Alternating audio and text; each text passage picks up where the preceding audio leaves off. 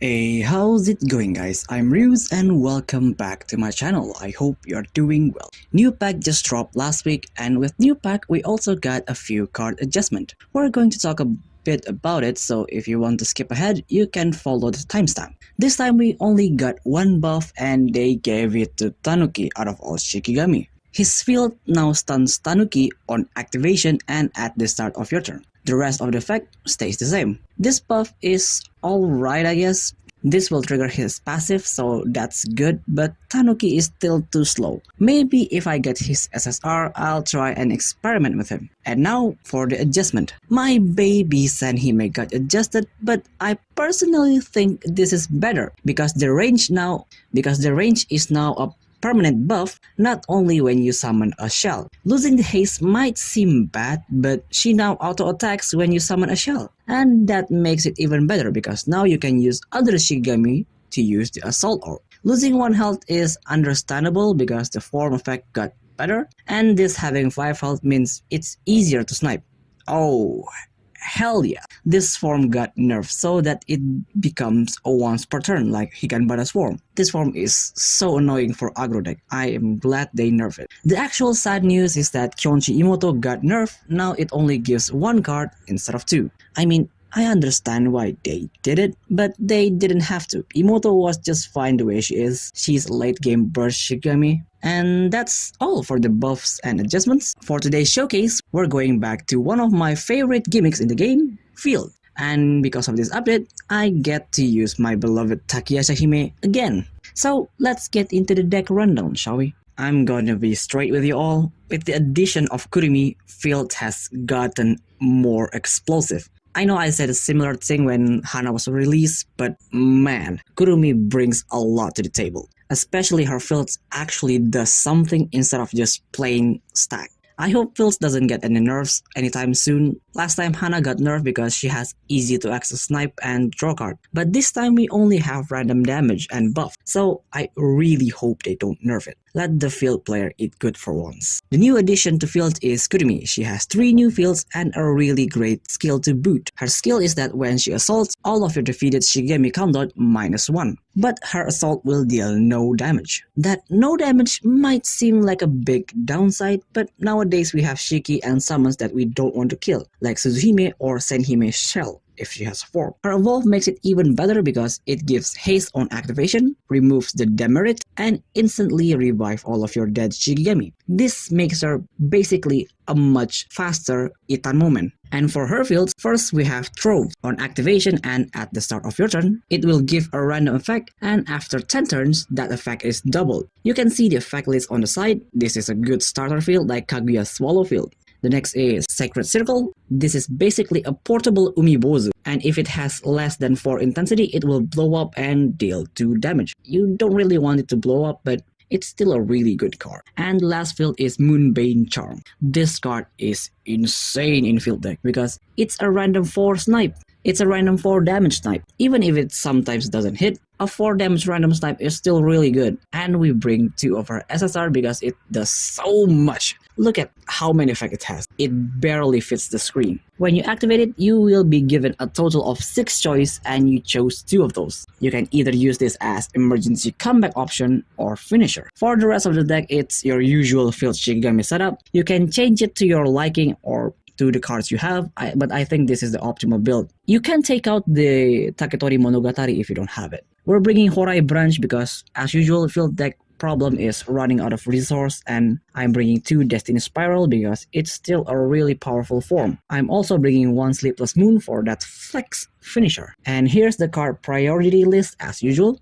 You want 5 puzzle in your starting hand because it can fetch you any Kaguya field. You generally want to fetch Dragon Jewel because it will always be useful in any situation. Moon Slash is great when you want to assault with Kurumi or Susabi but don't want to let them die. You can use it to switch to Takiya Hime because her fields can protect her. Troves and Moonbane Charm overall is really useful, gaining buff advantage and random damage. Sacred Silker is pretty in this deck. While yes, the heal is good, but we have other ways to heal our Shiki like using Kaguya's field. For Starfall, I would use this when the opponent's Shigami has low health, but the 2 damage is random, so even if they only have one Shigami, that damage might just hit the opponent instead of the Shigami. Shadowless Sun is amazing for Takiya Hime after you evolve her, so try to use it when you can direct attack because that extra intensity will help you in the long run. Buddha Bowl is for emergency use only. This is literally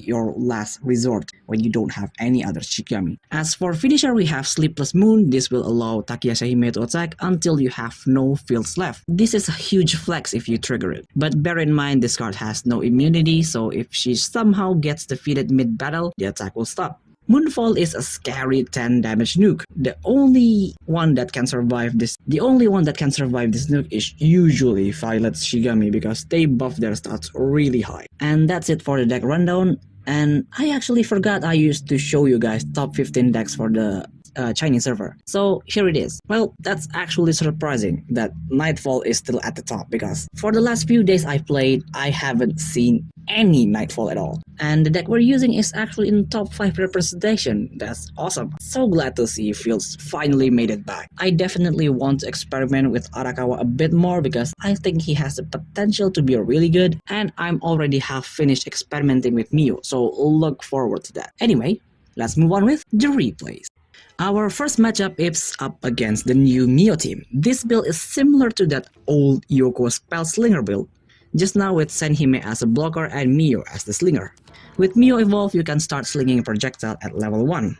And we all know Awandon can spam that Lantern Sport, so let's see if our defense is enough for this match. For this deck, I can't really give you advice on who should you level up first because it all depends on your hand and your opponent. But Kurumi should be your last level up if you don't have her level 1 field. You can push early game damage using Takiya Hime and Susabi, and if they are defeated, you can use Kurumi passive to reduce their counter. If your hand is looking dry like this, all you can do is push damage with Takiya Hime. On their turn, they play Chant Stream without Orb because of Mio's passive, then activate Lantern Sport and Ghost Stories, grabbing 3 cards and pass. As long as they don't have Mio's Evolve, they can't start their main strategy. On our turn, we don't have anything and we don't really need that Kaguya level 2 field, so we're just going to put her forward and pass. On their turn, they got Mio's Evolve, then activate Shape Shifting, getting 2 random level 1 cards. Then they activate Phoenix Cry, dealing 2 damage to us and killing our Kaguya. I have no idea how they played that Phoenix Cry without Orb, but even if they cheated, we'll try to win this game. On our turn, we activate Moonbane Charm, that will hit their Mio. Then we attack with Kurumi, reducing Kaguya's countdown. We don't want to destroy the shell because they will get a free level 1 card. On their turn, they activate Senshio, making their shell gain 4 attack, and Mio's passive will kill Kurumi. Well, our plan just got backfired and they punched us for 4 damage. At the start of our turn, the field will hit Hoga. That's great, we possibly delayed their level 2 Hoga snipe. We don't really have much choice, so we activate Kaguya's field, then use Susabi to increase our field intensity and pass. On their turn, they're going to go on offensive, killing our Susabi with Awandon, then activate Tail Slash, dealing 4 damage and destroying our Moonbane Charm. We lost our random snipe, but now Mio is in the combat zone, so we can easily kill her. On our turn, we evolve Takiya Hime, then because of her passive, she will not take any damage when attacking anything that has lower stats than her attack. On their turn, they will just put Fire of Tails, then summon a shell and pass. Well, I guess they don't have anything either, so that's good for us. Because on our turn, we're going to get rid of their shell, then activate Shadowless Sun, picking Crescent Moon Grief so that we are immune to that pesky projectiles.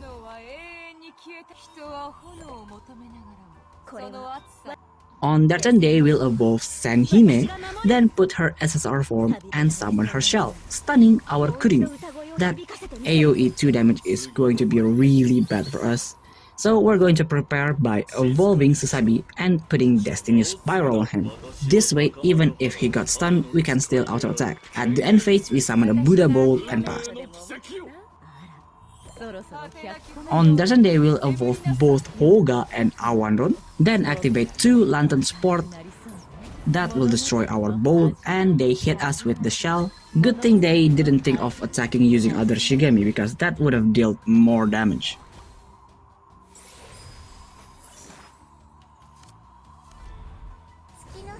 On our turn, we activate Horai Branch. Susabi will auto-attack. The shell got destroyed, so we eat that 2 AoE like a champ. Then activate Trope, dealing another 6 damage with Susabi, and we push another 6 with Susabi's haste and pass. If they can't kill us this turn, we win. The only way I can think of is that they used Hoga's SSR. I did not expect someone actually bringing that form. They activate Soar, dealing 1 damage AoE, then activate Phoenix Flame, finally killing our Susabi. Then activate Chant Stream, summoning a shell as a blocker and pass.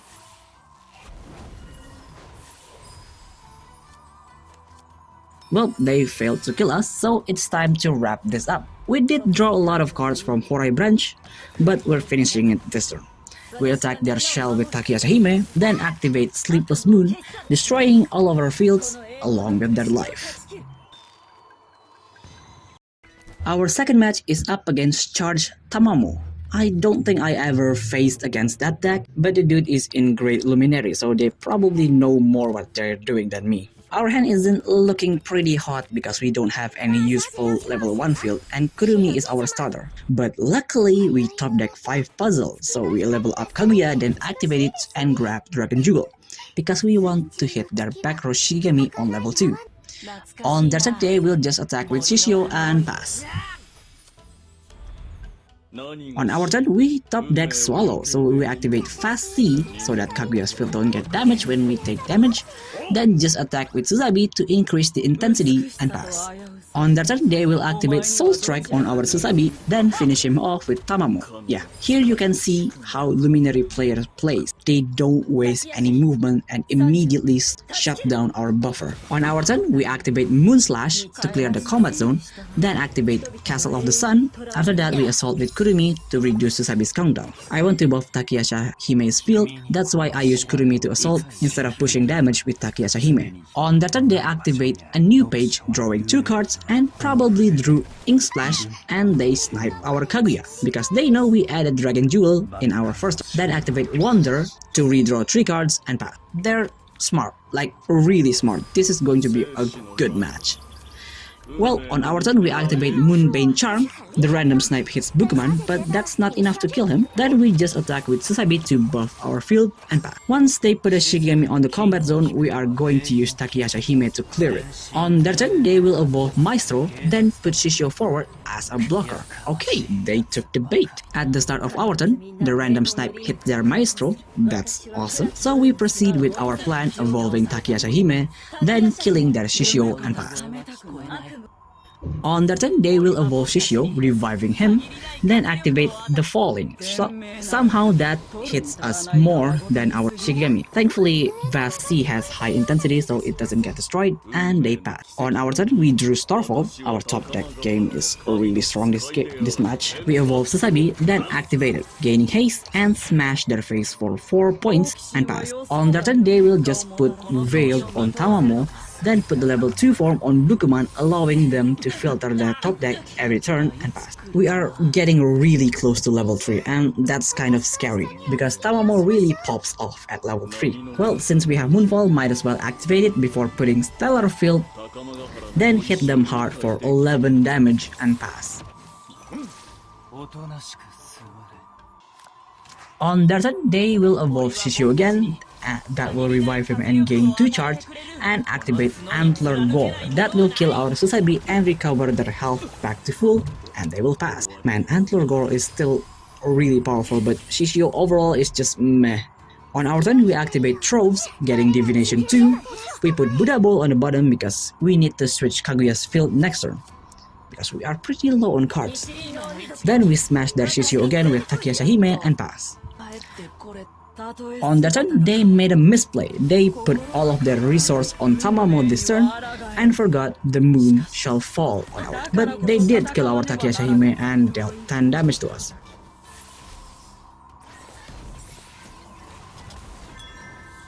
But that doesn't really matter because the moon has dropped and wiped everything. But we don't have any attacker left, so we just switch Kaguya's field to Horai Branch, then use her to deal 3 damage and pass. On their turn, they will just pass because they don't have anything left.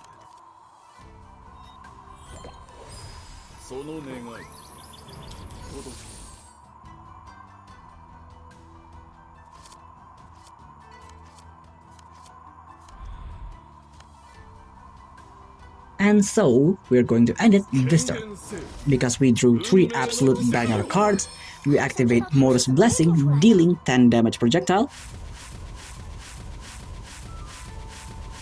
and buffing our Shikemi attack by 4 points. We put Destiny Spiral and activate Vast C to seal the deal. Well, that's all for today's video. I certainly hope you enjoyed it. Let me know down in the comments who should I do next, and if you want to support the channel, I have Patreon and Ko-Fi links down below. And as usual, if you have any kind of feedback, leave it down in the comments, and see you next video. Bye!